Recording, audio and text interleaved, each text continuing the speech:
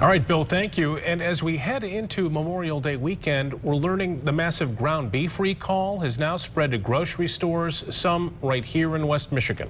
Gordon Food Service Marketplace stores and the M66 store in Orleans, which is supplied by GFS, may have gotten beef contaminated by E. coli. And 24-hour News 8's Danny Carlson sat down with the state health department to find out why we're just hearing about this now. And that's a question that I asked to state officials, I asked to federal officials, calling everyone involved in this all night tonight. And sources at the USDA told me initially they were pretty sure the beef only went to restaurants, but as they started looking through all the paperwork on the 1.8 million pounds of recalled product, they found some grocery stores, some right here in West Michigan, might have gotten it too. Places like GFS and the M66 store in Orleans may have gotten some of that potentially contaminated beef. They're on the list, one which is only expected to grow.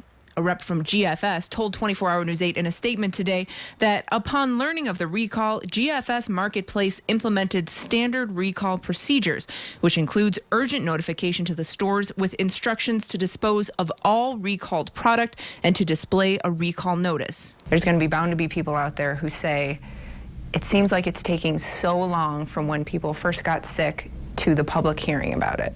What would you say to that? So in a public health investigation standpoint, it actually didn't take long. This is actually the normal time frame. Health officials from both state and federal agencies have all said that it takes time in a recall like this one, up to 10 days for someone to get sick from E. coli and 2 to 3 weeks to get a sample, test it, and report it to the health department. In a public health realm, it does seem like it moved fairly on schedule, but we do understand the concern, and we certainly do want to make sure we are as proactive as possible in letting the public know of any risks that are out there.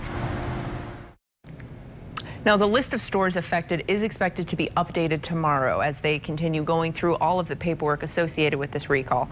Now, if you are concerned about the meat in your freezer, I spoke to the packaging company today who says the beef in question has the establishment number 2574B with a production date between March 31st and April 18th. We also have a full list of all the recalled products on our website, woodtv.com. Marley?